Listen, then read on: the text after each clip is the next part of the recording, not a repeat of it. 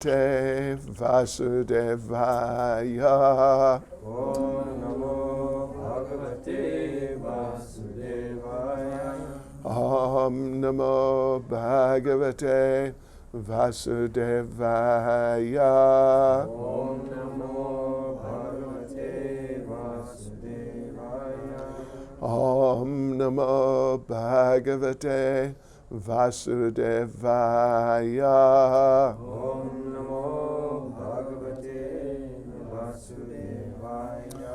Srimad Bhagavatam, Canto 3, Chapter 16, Jai and Vijay cursed by the sages, text 32. Dvastav Adishya Bhagavan Vimana Shreni Bhushanam Sarvatishayaya Lakshmiya Jushtam Swam Dishnyam Avishat Dvastavadishya Bhagavan Vimana Shreni Bhushanam Sarvatishaya Lakshmiya Jushtam Swam Jishnyam Avishat Dvastavadishya Bhagavan Vimana Shreni Bhushanam Sarvatishaya Lakshmiya Jushtam Swam Dishnyam Avishat Dvastavadishya Bhagavan Vimana Shreni Bhushanam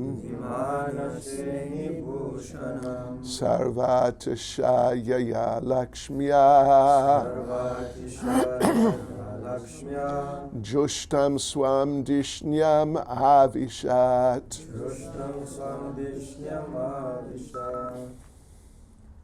Dvastavadisya Bhagavan Vimana Shreni Bhushanam Sarvatishaya Lakshmiya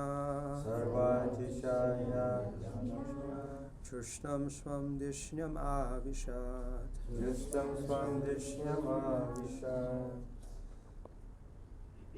Dvastavadishya Bhagavan Vimana Shreni Bhushanam Sarvatishaya Lakshmiya Justam Swam Dishnam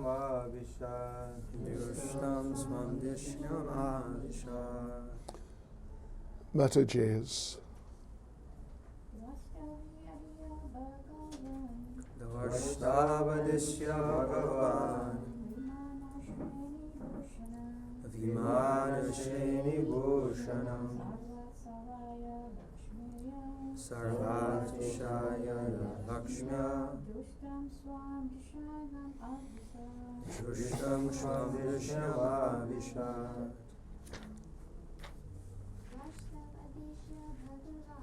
Dvastavadishya Bhagavan Vimana Shreni Bhushanam Sarvatishaya Lakshmiya Jushtam Swam Dishnam Avishat. Dwasta, Dwasa, to the doorkeepers, to the doorkeepers, Adishya, Adishya, just directing them, just directing them, Bhagavan, Bhagavan, the Supreme Personality of Godhead, the Supreme Personality of Godhead, Vimana Shreni Bhushanam, Manashri Bhushanam, always decorated with first-class airplanes, always decorated with first-class airplanes, Sarva Atishayaya, Sarva Atishayaya, in every respect extensively opulent, In every respect extensively opulent, Lakshmiya, Lakshmiya, opulences, opulences, Jushtam, Jushtam, bedecked with, bedecked with, Swam, Swam, his own, his own, Dishnyam, Vishnuyam, abode, abode, Avishat, Vishat, went back. went back. Translation. After thus speaking at the door of Vaikuntha, the Lord returned to his abode, where there are many celestial airplanes and all surpassing wealth and splendor. Purport by Srila Prabhupada. It is clear from this verse that all the incidents took place at the entrance of Vaikuntha Loka.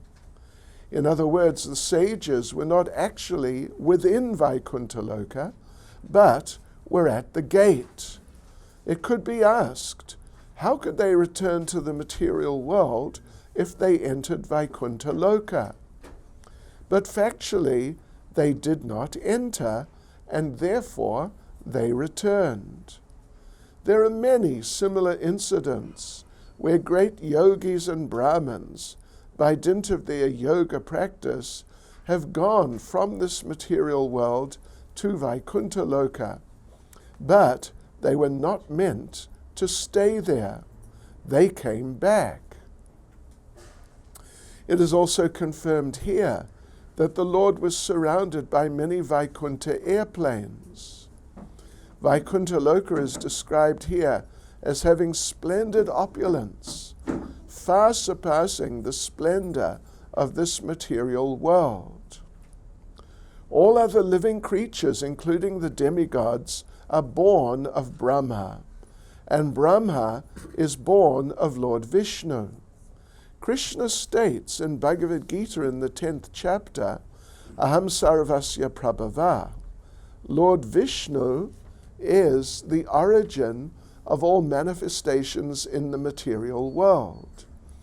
Those who know that Lord Vishnu is the origin of everything, who are conversant with the process of creation, and who understand that Vishnu or Krishna is the most worshipable object of all living entities, engage themselves in Vishnu worship as Vaishnavas. The Vedic hymns also confirm this. Om Tad Vishnu Paramam Padam. The goal of life is to understand Vishnu. The Bhagavatam also confirms this elsewhere. Foolish people, not knowing that Vishnu is the supreme worshipable object, create so many worshipable objects in this material world, and therefore they fall down. Dwastav Adishya Bhagavan Vimanashreni Bhushanam Sarvatishayaya Lakshmiya Jushtam Swam Dishnyam Avishat. After thus speaking at the door of Vaikuntha, the Lord returned to his abode, where there are many celestial airplanes and all surpassing wealth and splendor. Nama Om Vishnupadaya Krishna Prestaya Bhutale Srimati Bhaktivedanta Swaminiti Namane Namaste Saraswati Deve Gauravani Pracharne Nirvishesha Shunyavadi Paschatya Deshatarne Sri Krishna Chaitanya Prabhu Nityananda Shri Advaita Gadadha Shivas Adi Gaura Bhakta Vrinda Hare Krishna, Krishna Krishna, Hare Hare. Hare Rama, Rama Rama, Hare Hare. Vanchakapaturibhyascha kripa sindhubhya evacha patitanam pavanebhyo vaishnavebhyo namo namaha. Hare Krishna. Yes, so the story is developing. The Lord has dealt with the situation there at the door of Vaikuntha, right at the entranceway, right near the entranceway. And he has said what he wanted to say, very important things. And now he is returning, going back into Vaikuntha, and there he will engage in his many amazing and wonderful transcendental pastimes in that very amazing transcendental place, leaving Jai and Vijay, you could say, to their fates. That'll be described shortly. That'll be described, I guess, tomorrow. What happened then, how the curse really came into effect. But for the Lord, he has sort of fulfilled his mission so far, and now he's back to, you could say, his regular activities in Vaikuntha. So, of course, at the beginning of the purport there's Srila Prabhupada makes a very interesting statement. It is very, there's a lot of depth in it, and it is really, you could say, food for thought. It's really food for thought. That this, Prabhupada makes the point, it's clear from the verse, the way things are expressed in the verse, that this is all happening at the entrance of Vaikuntha. In other words, this was not happening within Vaikuntha. It was not happening within the spiritual world, or you could say, yeah, if you put it that way. It was happening outside,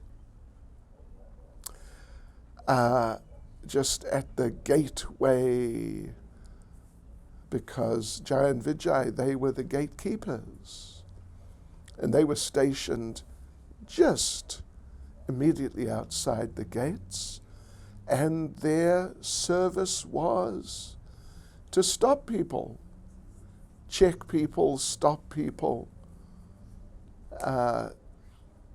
who particularly stop people who should not enter. This was their service. And one could sort of extrapolate from that point that if you need guards on a gate, that indicates people sometimes try to get in. Otherwise, why have guards? You can just leave the gate there as it is and let the guards do something else. But yeah, the fact that they're guards means that or it indicates at least, that there is a need for guarding. And the need for guarding would arise particularly when some inappropriate people try to enter. Just like you may have heard, I think we mentioned before, how one devotee, as I recall, it was actually Satsvarup Maharaj, he had a dream that he died. And he went to the spiritual world. And he arrived there, but as I understand, it was not exactly Vaikuntha as such. It was more Goloka Vrindavan. He arrived there, and there was a guard.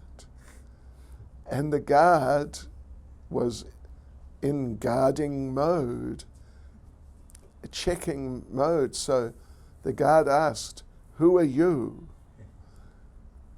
And if I remember correctly enough, but it's definitely more or less that Satswarup Maharaj said, "Well, my name is Satswarup." And the guard said, "Now we got lots of Satswarups here. Which Satswarup are you?" And he replied, "Well, I am the Satswarup who is the disciple of His Divine Grace A.C. Bhaktivedanta Swami Prabhupada." And the guard said, "Oh, Prabhupada, disciple of Prabhupada. All right, come in." So, you could say based on that, it may not be, at least sometimes, it's not so important what you know, it's more important who you know. You got to have good connections in Krishna consciousness. In fact, Krishna consciousness, in a sense, is just all about your connections. Not in some sort of, corrupt sense, like nepotism or, these countries where the president's relatives are all in the main posts in the government. Not like that. But actually, if you have a relationship with some great transcendental personality, particularly in our cases, particularly like Srila Prabhupada, that there's a real value to that. Just a huge, you could say practically inestimable value. And of course, to have such a relationship, shall we say, with Srila Prabhupada, then it's not that you can get such a relationship without earning it, without very sincerely trying your best to follow the instructions of Prabhupada and serve Prabhupada and do what he wanted. So in that sense, when we say it's not what you know, but who you know, it also depends on the depth of the relationship. Prabhupada would not accept sort of devious people or people who he was not convinced enough were worthy of acceptance. So anyway, yeah. So in the case of Jai and Vijay, they knew Narada Muni.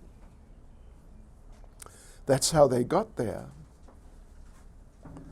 That's how they got there, because of their relationship with Narada Muni. But it only took them to the gates. I mean, in the case of the four Kamas.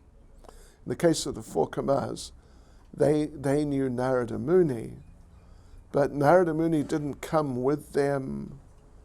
And anyway, I think we all know basically what happened when they arrived there. So, but as we mentioned, the point which Prabhupada explores to some degree, right at the beginning here, is if these four Kamas came to Vaikuntha, then how could they fall from there?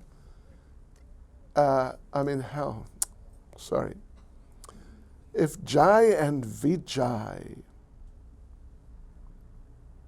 or the four Kumars for that matter, were not exactly in Vaikuntha, but just outside, and apparently there is some difference, then how could they, either Jai and Vijay, or for that matter the four Kumars, actually, how could they return to the material world? Of course, Jai and Vijay, they were cursed. They came to the material world. But the four Kumars also returned to the material world. From what we understand, they did not actually go in and stay there, but rather they also returned to the material world, and their place, the place of the four Kumars, their sort of main place, they do travel around, but their main base, their main place or base is, as I recall, in Tapaloka. Tapaloka. It's above the sort of regular heavenly planets. It's above Indraloka. Tapaloka is a place where there are sages and yogis, that sort of person, and they're all involved in different yoga exercises and silently meditating on the Supreme Personality of Godhead in Tapaloka. Whereas just next step down or thereabouts within the material world, you come down a little, is Indraloka. And that's a heavenly planet where people are just enjoying sense gratification. It's really, by our standards, shall we say by Chatsworth standards, or, it's not just Chatsworth. Even if you say, some royalty within this world, or Beverly Hills, these types of much more opulent places, the place of Lord Indra is just far beyond that. Just so far beyond. Yes. So that's Indraloka, full of opulence and beauty and extravagance and just massive wealth and beauty. But then you go up one stage or so, and it's Tapaloka. And there it's higher, and it's full of all these sages, as we mentioned, meditating and sitting down silently and absorbed like that. So we read in Brihad Bhagavatamrita, when Gopakumar, as he's on his way, the great trek from this planet back to Golok Vrindavan, he stopped off at Tapaloka. And Gopakumar, he had a particular type of nature and character and personality. He was very expressive and very jolly and full of happy emotions which he couldn't even control, his joy and ecstasy. So he arrived there in Tapaloka, and there are the sages, it's all like this sort of very serious meditation and silent meditation. They're not even chanting japa. And Gopakumar arrived. Gopakumar arrived, and in his characteristic way, he started jumping and shouting, "Gopal, Gopal," because he saw the Lord. These people, great yogis and sort of yogi devotees, when they're in their meditation, the Lord would appear. Yeah, and you could see the Lord. He would appear in different forms depending on their meditation. So Gopakumar saw the Lord, and as usual, he was just, "Gopal, Haribol." And the sages there, they told him, "Be quiet. This is not how you do it. You must sit down, close your eyes," and all that sort of thing. So Gopakumar fairly quickly understood, this place is not for me. Even actually as he went up further and further, he arrived in Vaikuntha, the very same Vaikuntha being referred to here, right in, not at the entranceway. There's no description, as I recall, of Gopakumar coming, oh well, he did come to the entranceway, yeah. Yeah, he did actually. He came to the entranceway. But they didn't stop him. Nobody stopped him. So after some time, Gopakumar went inside. Some devotees took him inside, and they took him to meet the same Supreme Personality of Godhead. And of course, they're not in that sitting, meditating type of program at all. They're at least not so much, if at all. But they're very much in a mood of awe and reverence and respect and great formality. So when he was taken in, the people who took him in, they were in that mood of great awe and reverence, but not Gopakumar. Gopakumar, he saw the Lord, and it was just, "Gopal!" And he went running forward. And those devotees stopped him and told him, "Don't do that. This is not how you approach the Lord. You must stand like this and offer suitable prayers. And we will give you our songbook shortly, and you can recite some of the prayers from there. And that's how you do it." And so therefore, Gopakumar,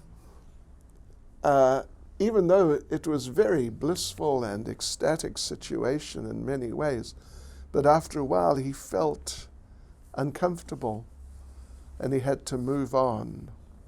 But the particular point Srila Prabhupada's exploring here at the beginning is that the sages were not actually within Vaikuntha Loka, but were at the gate. It could be asked, how could they return to the material world if they entered Vaikuntha Loka? But factually they didn't enter, and therefore they returned. It's actually referring to the four Kamas specifically. But then elsewhere there are discussions about Jai and Vijay. How could they fall? And the same point is made, that they were outside. They were not exactly inside.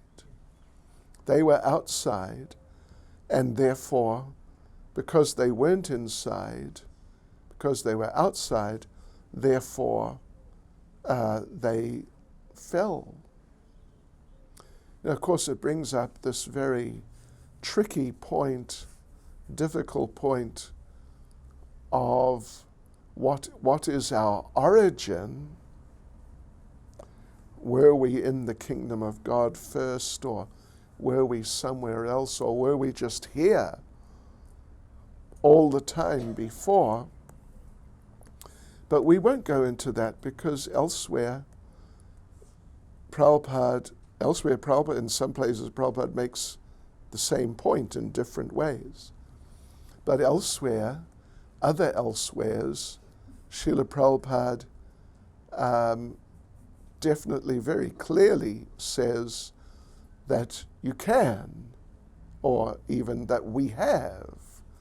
So, coming across apparent contradictions or complicated subject matters like that, generally we advise the devotees, we advise to adopt the strategy of Hare Krishna. Haribol. All glories to Lord Krishna, all glories to Srila Prabhupada, Haribol. And not really get into it too much, or not get into it actually. Yes. So, because ultimately, how we got here is, at most, not as important as how to get out of here, and how to get out, and that there is a not just a great need, but it's certainly a great need, but it's like an unlimited need. It is just all-consumingly important to get out. And some years ago, actually, I was doing a little research in Prabhupada's books and lectures and everything to see what Prabhupada said about people who go back there, and if people have come back or do come back, like fall down, having gone back. And Prabhupada does certainly make the point that if you really insist on it, you can fall back. It's not like there's any kind of mechanical arrangement whereby you're simply forced, inescapably forced to stay there if you really decide that you want to come back to Chatsworth. Chatsman. Anyway, okay. But I came across one statement of Prabhupada where a devotee asked Prabhupada, has anyone come back? In the sense of fallen back, having gone back to the spiritual world. And Srila Prabhupada's answer was, so far, no one has returned. Anyway, we're not calling for volunteers to be the first. But that's what I read. Yes. So anyway, it's just an interesting and kind of subtle point that at least one argument for the possibility of both, first of all, the four Kumars, because that's who's being referred to in the statement, but secondly, Jai and Vijay, is that none of them were actually in the spiritual world. They were just very close, but not in. And therefore there's, some significance to that in terms of the possibility existing to just enter material existence. And Srila Prabhupada makes the point that Prabhupada says there are many similar incidents. I mean, that's why the guards are there, because there's many. It's not that there was just the four Kumars and before or after that, there was nobody trying to enter. But Prabhupada says, there are many similar incidents where great yogis and Brahmins, by dint of their yoga practice, have gone from this material world to Vaikuntha Loka, but they were not meant to stay there, or they're not qualified, they're not really of the nature that they could stay there, and therefore they came back. One example that we're quite familiar with is there in the 9th canto of Srimad Bhagavatam, in the story of Maharaj Ambarish and Devasa Muni. Again, I'm sure you know the story, but basically Devasa Muni ended up being attacked and chased by the Sudarshan Chakra of the Supreme Personality of Godhead, which the Lord had thrown from inside Vaikuntha, because Devasa Muni had offended a very sincere and dedicated devotee, Maharaj Ambarish. So, at least Devasa Muni, he had the potency that he was able to avoid just being destroyed by the Sudarshan Chakra, immediately.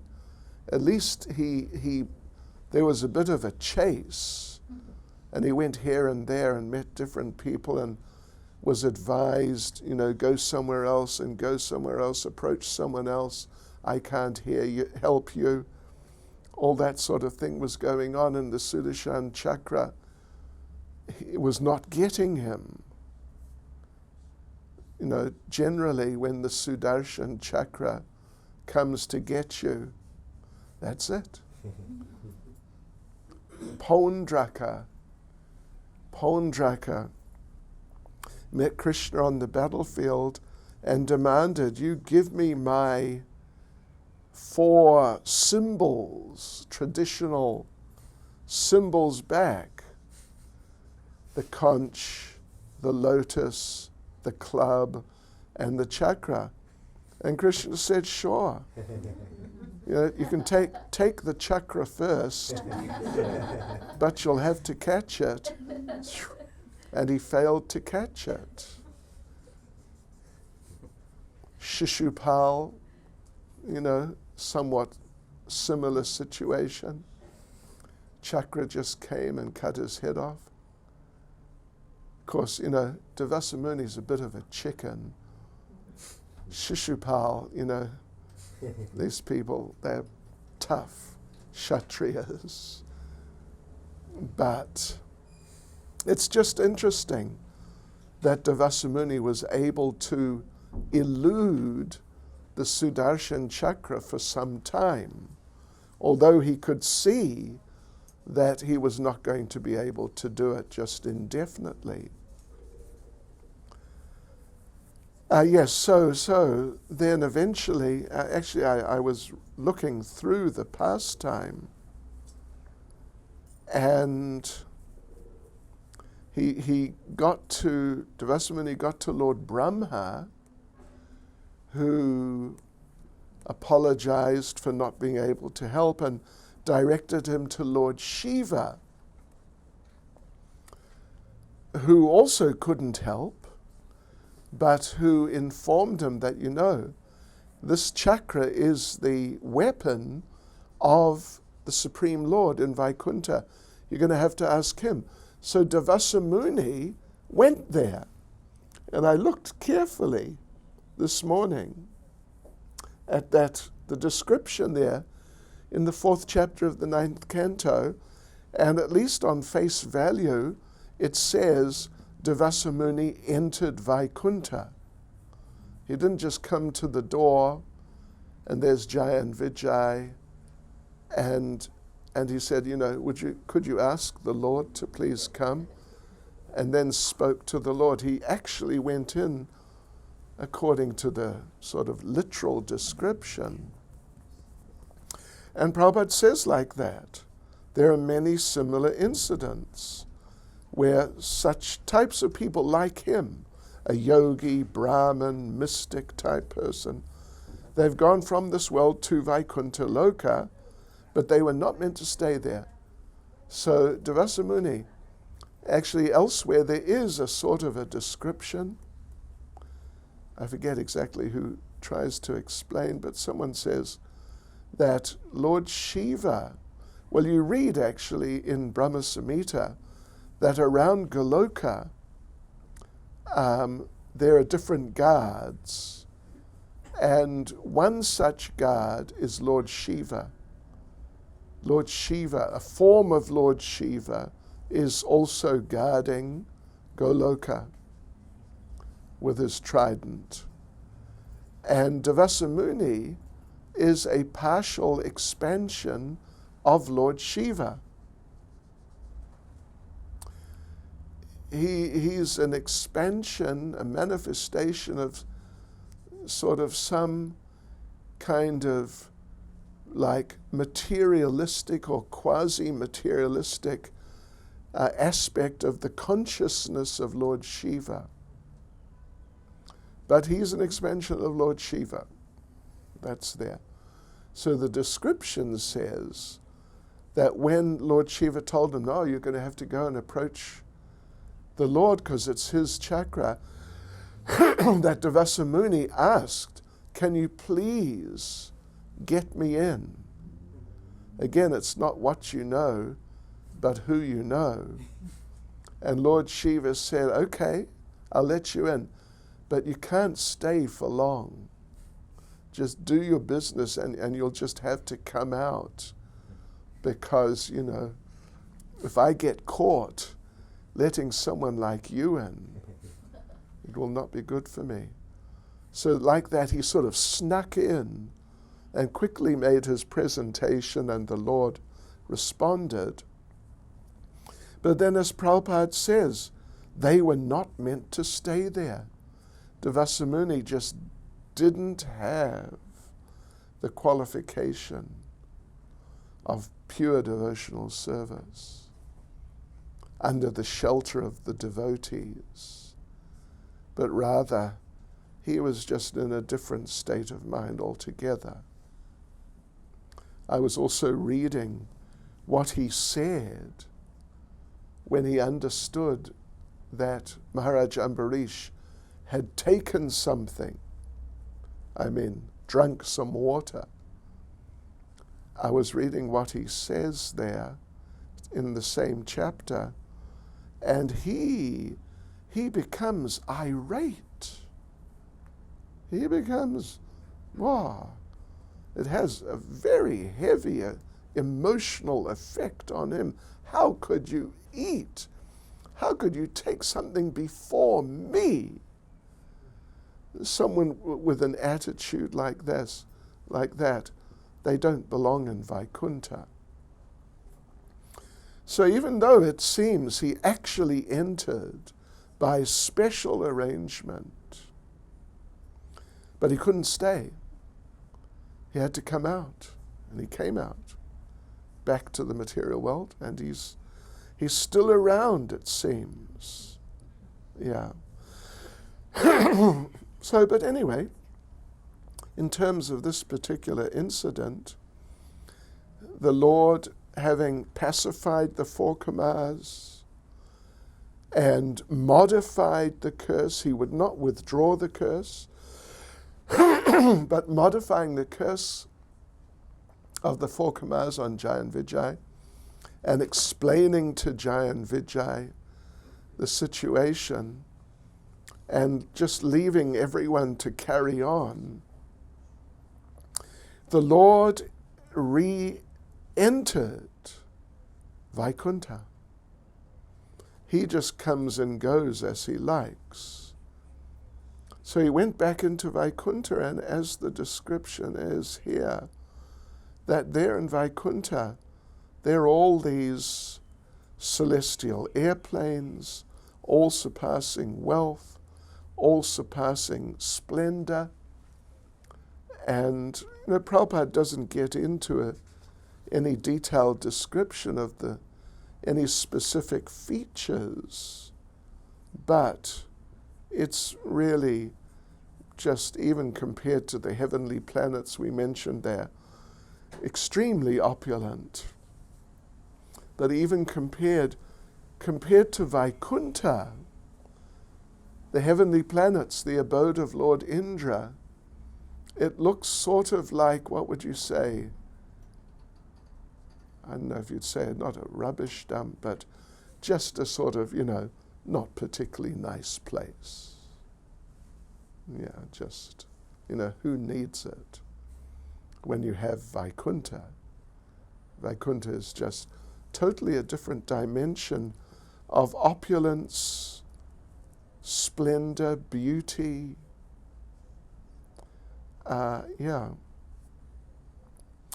So the Lord did that. And yes, referring back again to Brihad Bhagavatamrita, we were there initially. Gopakumar was at one of the doorways. No one tried to stop him. But while he was there, different residents were entering Vaikuntha, having been away on different missions and doing different things. And Gopakumar, he saw the first one coming back and re-entering Vaikuntha, and that devotee was so fantastically beautiful and opulently dressed and decorated that Gopakumar just immediately assumed it must be the Lord. He went out, maybe he had something to do elsewhere. So he came to that devotee and threw himself at the feet of the devotee and started glorifying him and just worshipping him with great emotion and enthusiasm. And the devotee said, no. I forget exactly what he said. Anyway, I'm just one of the locals. Yeah, I'm just, the Lord. Oh. So then others came, and Gopakumar thought, this is the Lord. Even more amazing than the first one. But they all said, no, stop this. Some of them blocked their ears when he tried to glorify them. But eventually someone said, listen, come with me, and we will take you, and then you'll see.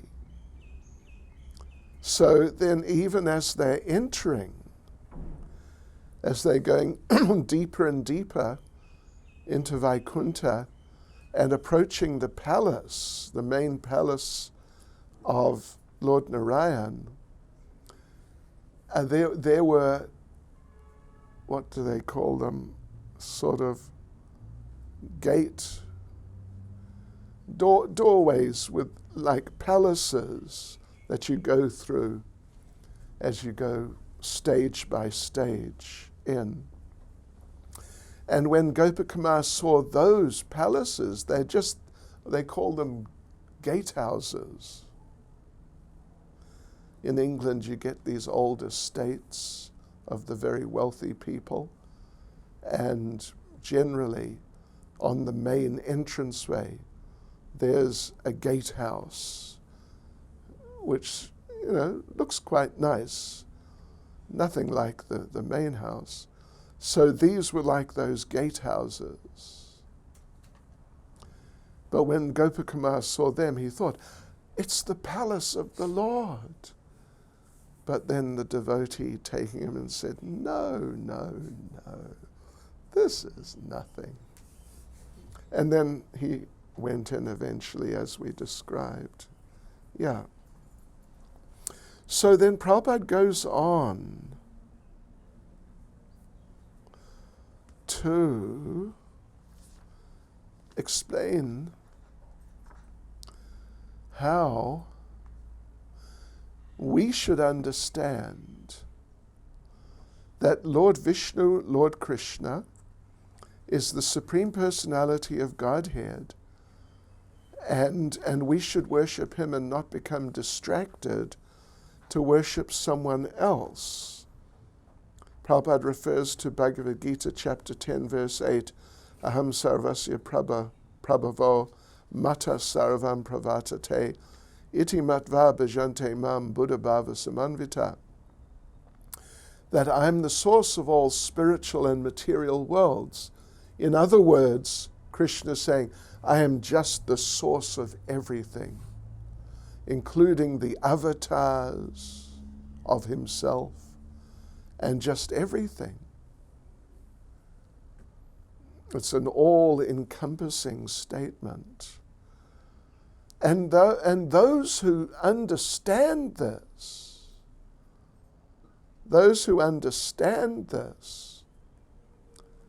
they take up devotional service, they render service to me, and worship me with all their hearts.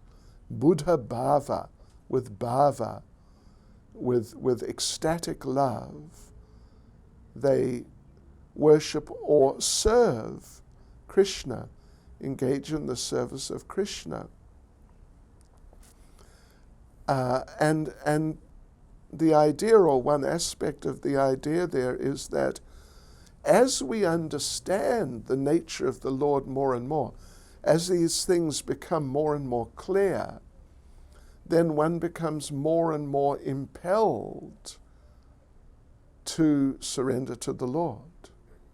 It becomes clearer and clearer that there is no good alternative. Of course, there are many alternatives in this world, but there are no good alternatives at all to surrendering to the Lord, becoming his devotee, and just engaging wholeheartedly in the devotional service of the Lord. But the point is, or a point is, that you have to understand clearly enough, Aham sarvasya prabhavo, how Lord Krishna is like that.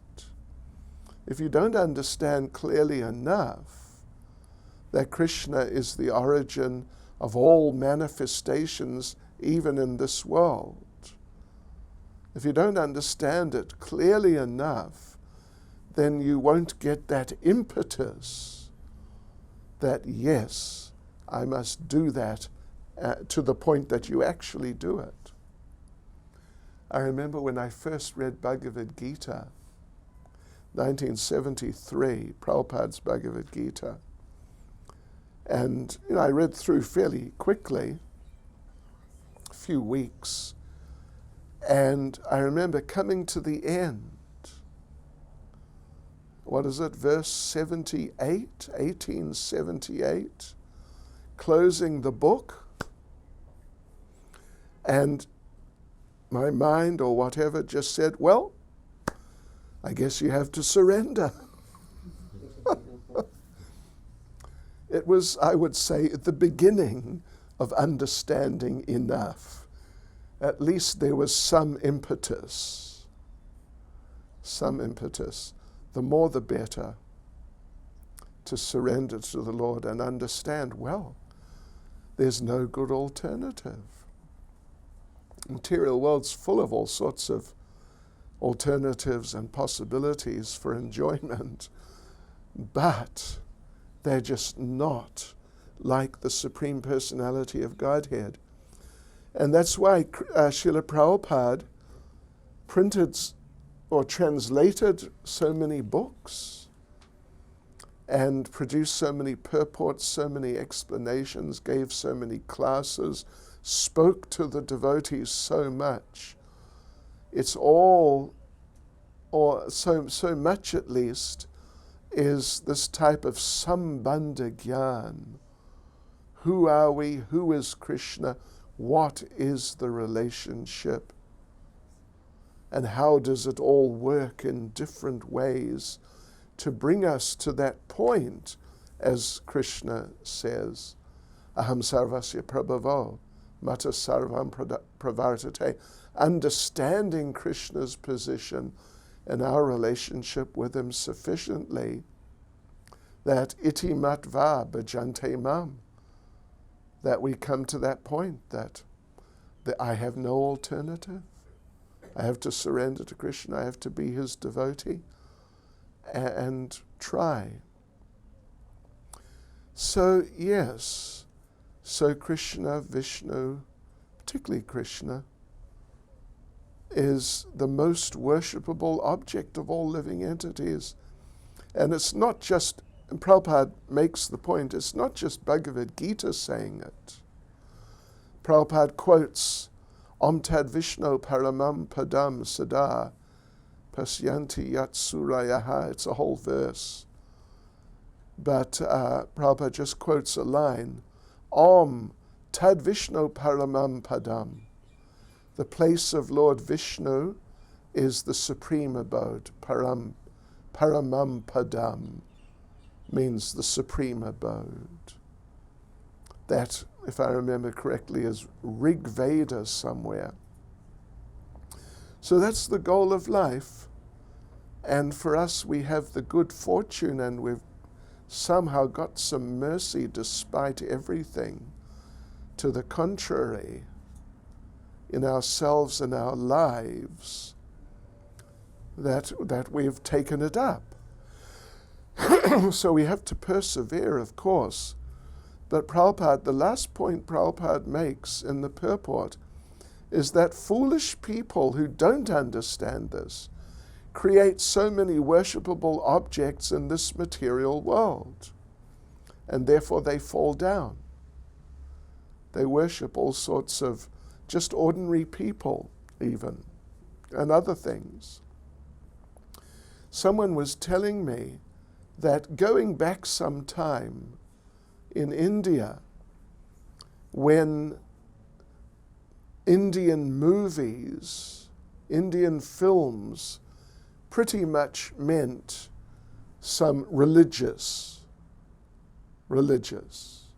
some Mahabharat theme, Ramayana, or different extracts from here and there, from scripture, from the Vedic scriptures, and usually revolving around the Supreme Lord, or maybe Lord Shiva, or that was the Indian movie industry going back some time. And oftentimes you had the same actors playing these persons. Yes, regularly.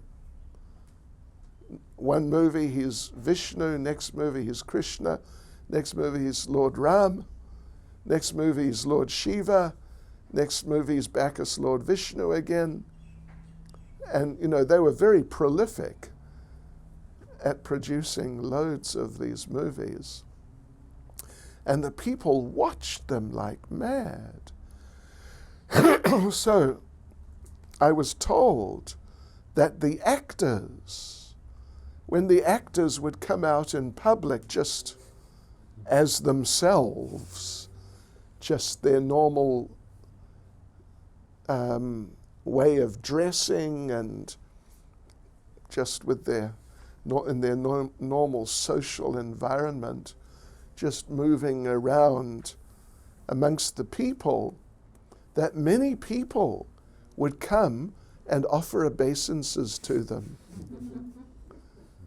Yeah, many people would do that, which fits in here. Foolish people, not knowing that Vishnu is the supreme worshipable object, create so many worshipable objects in this material world, and therefore they fall down. So they would worship these movie stars as if they were some form of some great personality. But it's unfortunate. So close, but so far away. Yeah, that's a shame. When someone gets so close, but still, unfortunately, they're so far away. Yes. So therefore, Prabhupada is encouraging us and instructing us. We must understand, really try to understand the Supreme Personality of Godhead as much as possible. Try to understand our relationship with Him, and really try to understand how to approach Him properly through the development of pure devotional service. And then we'll be able to actually enter Vaikuntha or even Goloka Vrindavan. Hare Krishna. Any comments or questions? Oh, it's late. Swarup Damodar Prabhu, enlighten us. I have a question. And not to get into the tricky question of the origin. Even in our own movement, and even we find such conflicting positions on that topic, and maybe other topics. And these are from devotees who are well situated, sincere, very learned, and sometimes to the extent that it can get a little, very conflicting, like the origin of the jiva. And sometimes you hear they even try to understand why Prabhupada presented what he did back to Godhead in certain ways. It was a preaching strategy. They used different terms like that.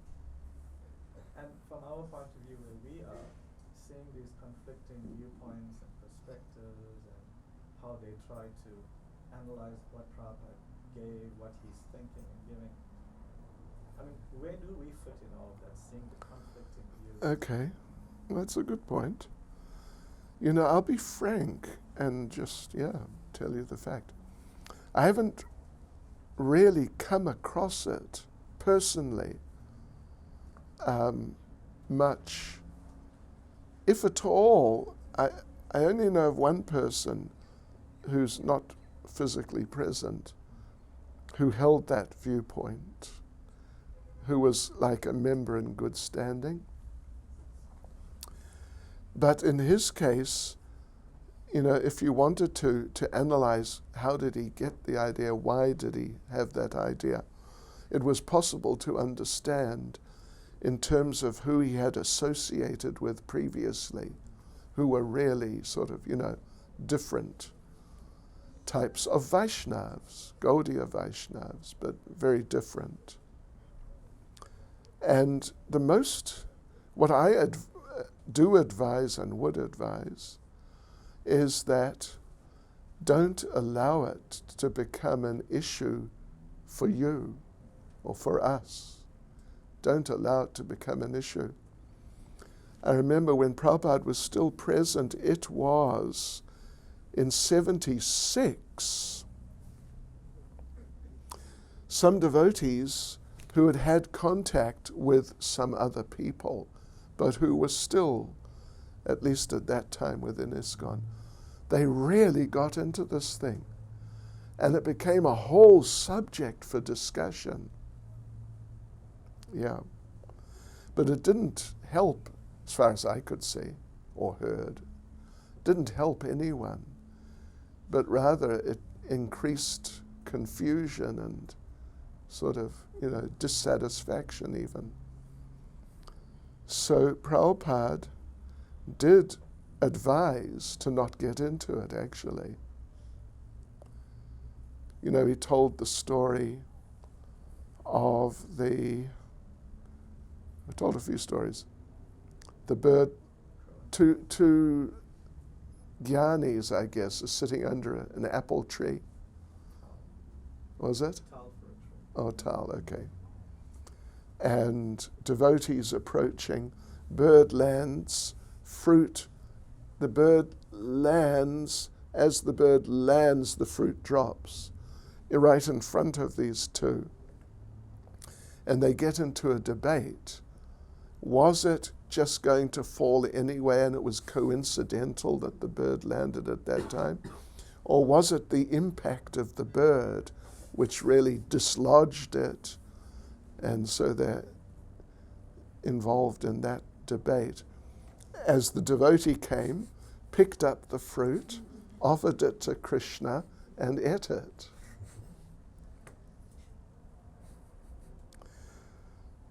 That, that's one thing that Prabhupada said about how to deal with it. And just my own sort of evaluation for what it's worth.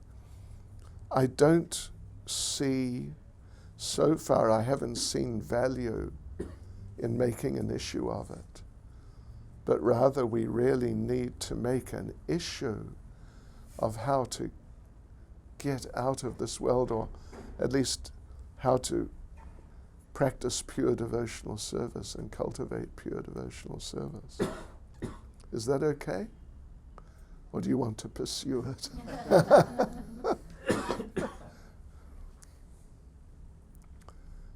Anyone else? Mataji. Maharaj, for those who are Ram Bhaktas, and you said we shouldn't become distracted. So when we're preaching to them, to bring them to Krishna consciousness, so should we preach more about the glories of Ram in order for them to be situated in that level? Or try to allure them to Krishna? Well, it depends how much Ram Bhaktas they are. If they're real Ram Bhaktas, like following a process in parampara, or if they're just, people who they come from that sort of family background. But I would say in such a case we should present Krishna consciousness and glorify Lord Ram. Point out how Krishna, Ram, they're the same. And if they're really sincere Ram Bhaktas, they'll appreciate. Like, who is it? Is it Sanatan Goswami? Somebody says, in whatever form my Lord comes to me, I'll recognize him. This is my Lord. Yeah. Means some, different form. But I'll recognize, here's my Lord. So if they're really sincere and we present nicely, and also, we must glorify Lord Ram because he's worthy of glorification. If they're sincere enough, then they'll understand and take to it and understand this is really how to approach Lord Ram. Yeah. In one sense, well, Lord Chaitanya, if someone follows the process given by Lord Chaitanya, then even if they have a relationship with some other form of the Lord, but particularly now in this Kali Yuga, the best way to approach that is through the movement of Lord Chaitanya. Yeah. Srila Prabhupada ki.